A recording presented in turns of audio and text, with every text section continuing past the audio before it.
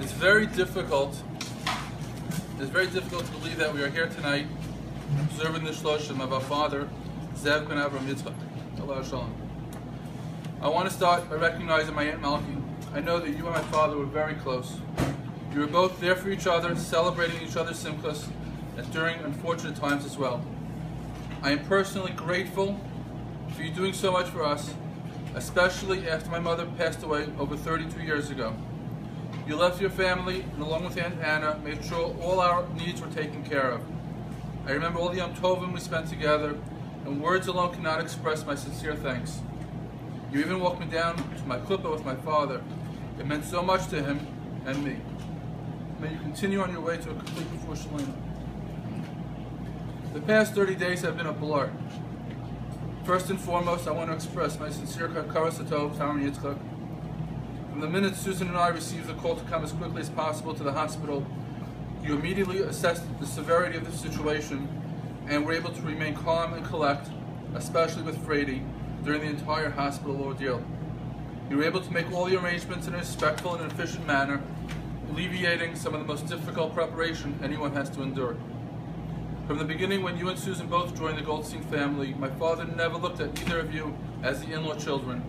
He was proud of both of you and was always proud to introduce you to anyone he met as his children. In return, you both showed him the utmost respect to him as a father. Aaron Yitzchak and Frady, you were prepared to redo part of your house so that Daddy could move in and have his own private space, and this would have been a strain on you and your family. Yet you were insistent that Daddy move in, and you were ready to accommodate all his needs. Susan, you realized how difficult it was for Daddy to come to the house because of the steps. Through your magic and connections, you were able to arrange to get a chairlift installed so Daddy could come with us more often and enjoy Shabbosim Yom Tovim with us. I want to share with you a poem called The Dash, which I briefly spoke about at Daddy's Levaya. The Dash by Linda Elias, copyright 1996. I read of a man who stood to speak at the funeral of a friend. He referred to the dates on the tombstone from beginning to the end. He noted that the first came the date of birth and spoke the following date with tears. But he said what he mattered most of all was the dash between those years. For that dash represents all the time that they have spent alive on the earth. And now only those who love them know what little line is worth. For it matters not how much we own, the cars, the house, the cash. What matters is how we live and love and how we spend our dash. So think about this long and hard. Are things you'd like to change? For you never know how much time is left that can still be rearranged. If we could just slow down enough to consider what's true and real and always try to understand the way other people feel. And be less quick to anger and show appreciation more and love the people in our lives like we've never loved them before. If we treat each other with respect and more often wear a smile, remembering that this special dash might only last a while. So when your eulogy is being read, with your life's actions to rehash, would you be proud of the things they say and how you spent your dash? I see this message for all of us. That is the way we need to live our lives. Live life to the fullest. Always respect your family, friends, and neighbors, and live a life of Torah. I believe these are the values that my father truly lived by. To my children, Avi and Leah, Shani, Pnina, and Yaakov, to my nieces and nephews, Shani, Achiel, Avrami, and Rachela, you each had your special relationship with Zadie. You all gave him much nachas, from having the zechus of standing under the chuppah with Avi, to having the boys give divrei Torah at the shul, Shalosh Shudas, to have some of you making your own siyumim, to watching the girls grow into true Bali Midos. Each of you gave him nachas. I really believe his biggest nachas was when Aaron Yitzchak took him to visit his great-grandchildren in Detroit for a day. He couldn't stop talking about his experience and Dave's gourmet. You will all take the good memories with you, and you, like Frady and I, will miss the daily phone calls just to find out what's going on. His concern for all of us knew no bounds. To everyone else here tonight, he had a special relationship with all of you. I know that you will all miss him, his big smile, but just hearing what's going on in his shul on what controversial subject Rabbi Coleman just discussed. As his neshama continues its ascent, I know that he's being escorted by my mother on the side, escorting them, both their parents, along with Uncle Maish, Aunt Anna, Uncle Zal, along with the rest of the family. May the learning that was done and will continue to be done in their memory, his memory, be a continued zichus for his neshama. I'd like to ask Chanan Adler, who's a cousin of mine, my mother's cousin, she's actually Rosh Hashiva today in YU, to say a few short words.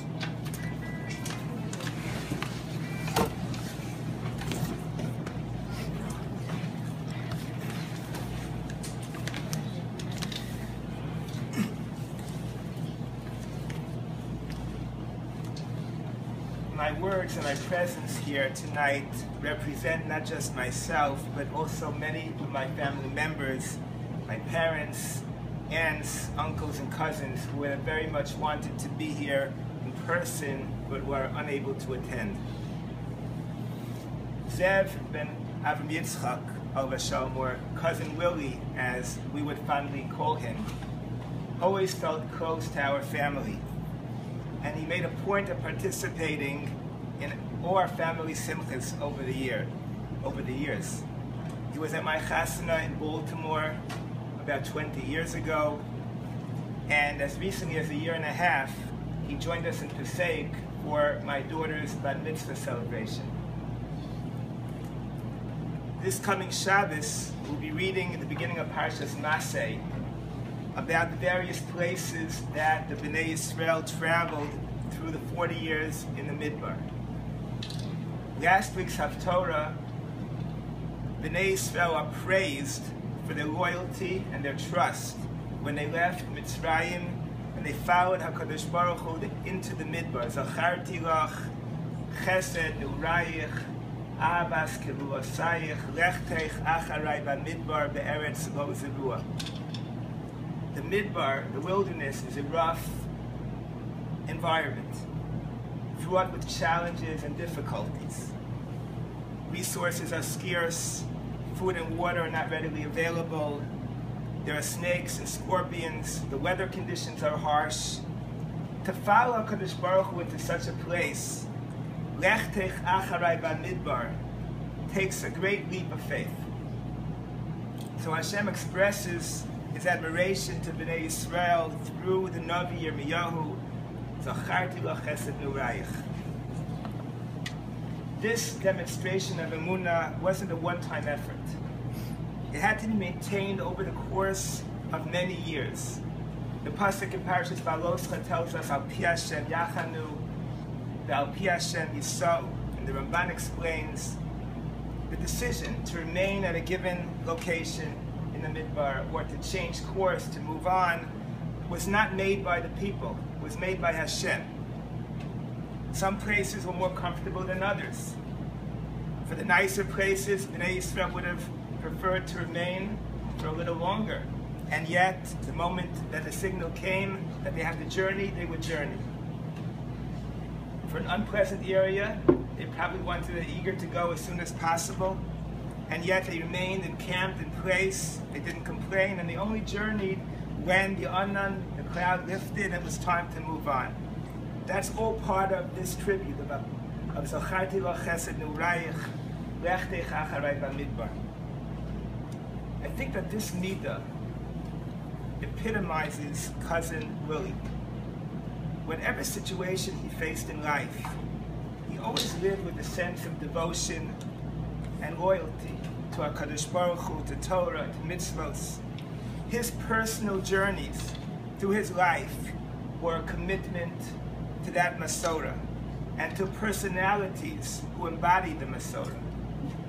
His father was a gabbai in the minyan of Rabbi Scheinberg, Zatzal, on the Lower East Side, and Willie always displayed that reverence, that respect for Talmidei Chachamim and for Torah. He was committed to transmit that Masorah to the next generation. His wife, Edith, Alei Shalom, was a true Eshes Chayil, and Balas Chesed, the daughter of my great aunt Anna, whose grandfather was the great Rabbi Yamin Bishke Latzman Zatzal, who was a brother of the Minsker Gadol. Together they made sure to provide their children, Mordechai and Fredi, with a quality Jewish education, preserving the respective family traditions on both sides. And Baruch Hashem, we can see the fruits today in the form of grandchildren, all of whom are Shomrei Torah mitzvahs. Cousin Willie experienced his share of hardships in his life, whether it was parnasa challenges, health issues, or the untimely passing of his beloved Edith Alei Shalom. And yet through it all, he managed to persevere and to maintain his emunah. Lech teich acharai b'midbar. He possessed a natural tamimus, what we call often an emunah pshuta, a visceral trust in Hashem and a commitment to a Torah lifestyle. This sense of tamimus was not limited to areas bein adam lamakom, but extended also to his interpersonal relationships. Anyone who interacted with him could see how modest and unpretentious he was. He was as genuine as could be. No ears, no ulterior motives. It was a refreshing quality. I know I recognized it. I'm sure everyone did. And he made him beloved and respected by everyone who met him. He will be surely missed. It should be a Melit Yosher to the children, to the families, Mordechai and Susan, Fredi and Aaron Yitzchak, children, have a refuah shlema, and extended family, nachas from all the children, grandchildren, Mishpacha and all of Klal Yisrael. Tehei nishmas u'tzvah.